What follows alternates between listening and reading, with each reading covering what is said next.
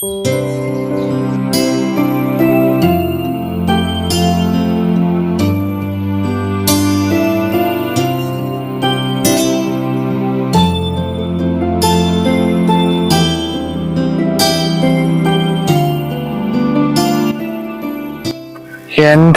ചെയ്യ, ഒരാവേശത്തിന് വീട് വിട്ടിറങ്ങി കല്യാണം കഴിക്കുകയും ചെയ്തു. ബൈക്ക് വിറ്റ പൈസയും തന്നു. ഇനിയിപ്പൊ ചെലവിന് വേണമെങ്കിൽ പണിക്കിറങ്ങേണ്ടി വരുമല്ലോ. ധൈര്യത്തെ എങ്ങനെയാ പണിക്കിറങ്ങാ ഭഗവാനെ.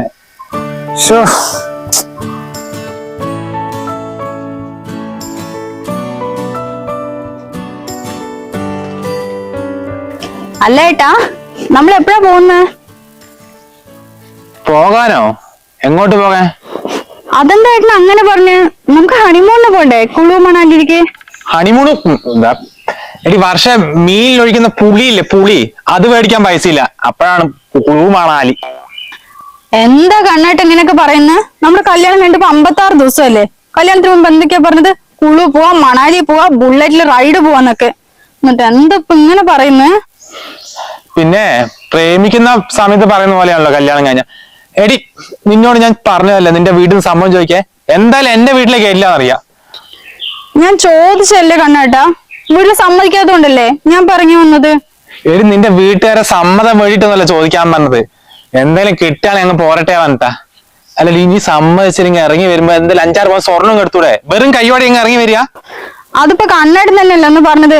ജീവിക്കാൻ പൈസ ഒന്നും വേണ്ട, സ്നേഹം മാത്രം മതിയെന്ന്. എന്താ നീ ഒരു കാര്യം ചെയ്യും, പോയി 2 പ്ലേറ്റ് സ്നേഹം കൊണ്ടുപോവാ. ഞാൻ തിന്ന് വിഷമടക്കട്ടെ. എടി അന്നാടും കഴിക്കാനുള്ള ഭക്ഷണത്തിന് പോലും പൈസ ഇല്ലടി. നാളെ എന്ത് ചെയ്യുന്ന പോലും എനിക്ക് അറിയില്ല. ബൈക്ക് വിറ്റ് പൈസ ആണെങ്കിൽ വാടക വരേണ്ട അഡ്വാൻസും കൊടുത്തു തീർന്നു. എന്നാ ഏട്ടൻ വല്ല ജോലിക്കും ശ്രമിക്കേ, അപ്പൊ ട്രിപ്പ് പോകാനുള്ള പൈസ കിട്ടുമല്ലോ.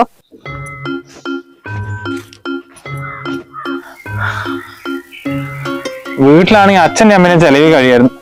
ഇനിയിപ്പോ എന്നെ വീട്ടിൽ കയറ്റില്ലല്ലോ. ഈ മരണം പലിലായില്ലേ. പണിക്ക് പോകാനല്ലേ പറ്റുള്ളൂ. മനോഹരാട്ടൊന്ന് വിളിച്ചു പോട്ടെ. അപ്പോഴാണെങ്കിൽ എന്തെങ്കിലും ഒരു പണി ഒപ്പിച്ച് തരാണ്ടിരിക്കില്ല.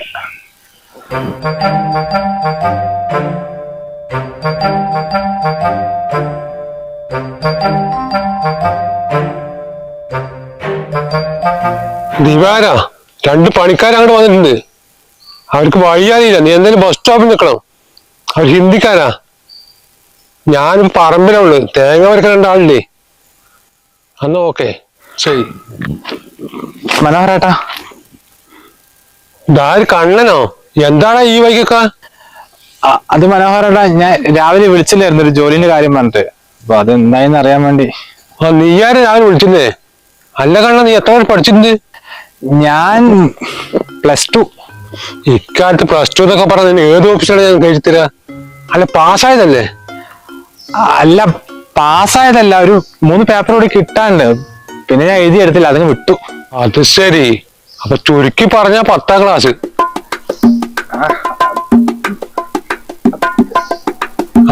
അങ്ങനെയാണെങ്കിൽ എനിക്ക് കൊയിലാണ്ടി വാർപ്പ് പണിക്കാൻ എനിക്ക് പറഞ്ഞൂടാ. നീ താൽക്കാലം ഹെൽപ്പായിട്ട് വെക്കോ. 900 രൂപ കൂടി കിട്ടും. അയ്യോ, ഈ വെയിലത്ത് എങ്ങനെയാ മനോഹരേട്ടാ വാർപ്പിന്റെ പണിക്കൊക്കെ പോവാ? അല്ല ഈ ഓഫീസിന്റെ അകത്ത് ഈ കറങ്ങുന്ന ചെയറിൽ ഇരുന്നിട്ടൊക്കെ അങ്ങനത്തെ എന്തെങ്കിലും പണിയുണ്ടോ? എന്നാ പിന്നെ 10ാം ക്ലാസ് പാസ്സായത് എനിക്ക് കട്ടറിന്റെ ജോലി വാങ്ങി തരാ. അല്ല മനോഹരേട്ടാ, ഈ വെയില്. എന്നാ പിന്നെ ഒരു കാര്യം ചെയ്യോ, എന്റെ ഭാര്യക്ക് ഒരു ജോലി പഠിച്ചു കൊടുക്കോ? ഓള് ഡിഗ്രി ഒക്കെ ആയിട്ടുണ്ട്. ആ ചെറിയ വേള പഠിച്ച് കല്യാണം കഴിച്ചത് പോരാ, ഇനി അവളുടെ ജോലിക്ക് വിട്ടിട്ടാണ് അവളുടെ ചെലവ് നീ കഴിയണം അല്ലടാ? അല്ല മനോഹരേട്ടാ, എനിക്ക് ജോലിക്ക് പോയിട്ടൊന്നും ശീലമില്ല, അതുകൊണ്ട്. ആ ദാമോദരന്റെ മകനെ കൊണ്ട് എത്ര സംസാരിച്ച്. നിനക്ക് ജോലി വേണമെങ്കിൽ നാളെ ബസ് സ്റ്റോപ്പിലേക്ക് പോവാ. മനോഹരേട്ടാ, ഞാൻ രാവിലെ വരാം.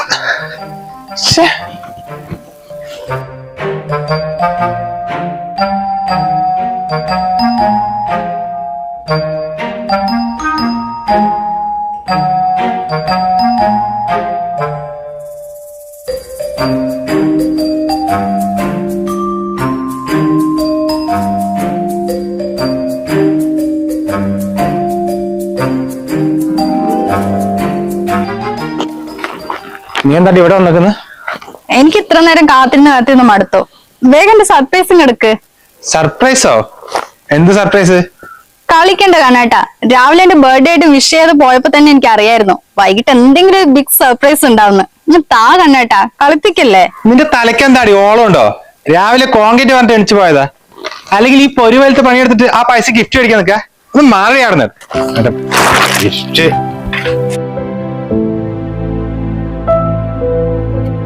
Happy birthday. ഇതൊക്കെ എന്തിനാ കണ്ണേട്ടാ? നമ്മൾ പരിചയപ്പെട്ട മുതല് ഏതെങ്കിലും ബർത്ത്ഡേക്ക് ഗിഫ്റ്റ് ഞാൻ മുടക്കിയിട്ടുണ്ടോ?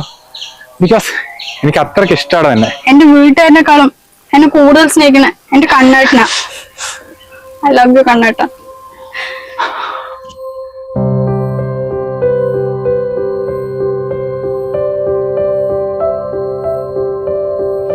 എന്റെ വർഷയും പ്രേമിക്കുന്ന സമയത്ത് ചെക്കന്മാരെ പലതും പറഞ്ഞിരിക്കും. അതൊന്നും ആയിരിക്കില്ല കല്യാണത്തിന് ശേഷം. നീ ഒന്ന് പറഞ്ഞ മനസ്സിലാക്ക്. നീ പെട്ടുപോകും വർഷ. ദേ അനു, നിനക്ക് ലവർ ഇല്ലാത്തന്റെ അസൂയല്ലേ? നീ വെറുതെ ഞങ്ങളുടെ കാര്യത്തിൽ ഇടപെടാൻ നിൽക്കണ്ട കേട്ടാ. ഈ ഫംഗ്ഷൻ കഴിഞ്ഞാലേ ഞാൻ കണ്ണേട്ട കാര്യം വീട്ടിൽ പറയും. എന്തായാലും അടുത്ത വർഷം ഞങ്ങളുടെ കല്യാണം ഉണ്ടാവും. മോളെ വർഷേ, ഇതൊക്കെ നിന്റെ പ്രായത്തിൽ തോന്നുന്ന മോളെ, ഇതൊന്നും അല്ല ജീവിതം. നീ ആദ്യം നല്ലപോലെ കുറച്ച് ജോലി വാങ്ങാൻ നോക്ക്. എനിക്ക് കല്യാണം പ്രായമാകുമ്പോ അച്ഛനും അമ്മയും നല്ലൊരു ചെക്കൻ നോക്കി കെട്ടിച്ചു തരാം. അമ്മേനെ എന്തൊക്കെ പറഞ്ഞിട്ടും കാര്യമില്ല. ഈ ലോകത്ത് കണ്ണേട്ടനെ പോലെ വേറെ ആരും ഉണ്ടാവില്ല.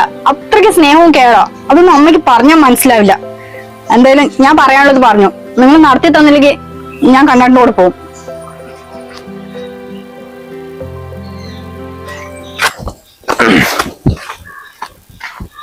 അതെ,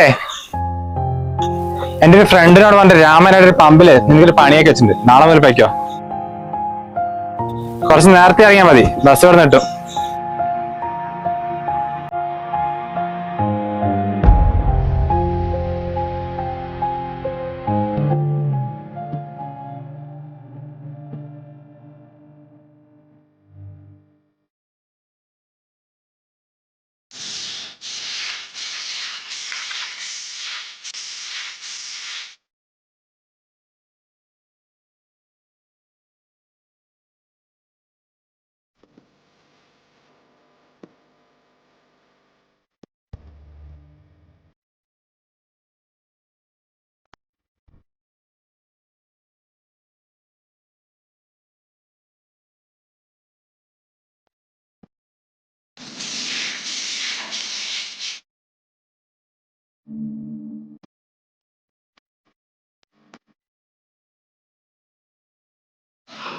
വർഷ,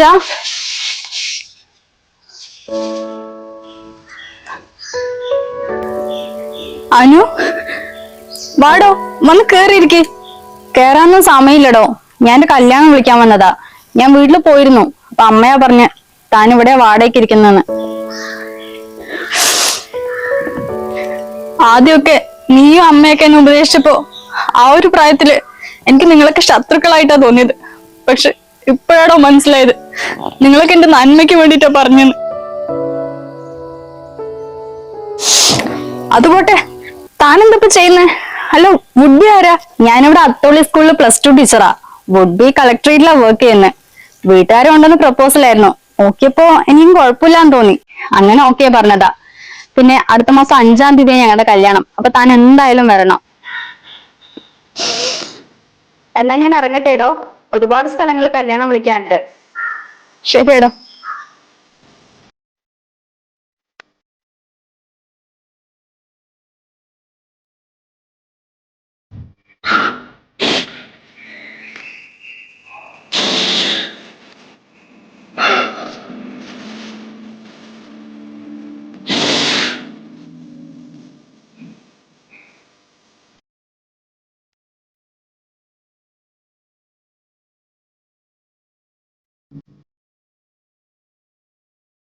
പഠിക്കേണ്ട സമയത്ത് തന്റെ ലക്ഷ്യം മനസ്സിലാക്കി നല്ലപോലെ പഠിച്ച് ഒരു ജോലി നേടിയെടുത്തപ്പോൾ അനുവിന്റെ ജീവിതം സുരക്ഷിതമായി.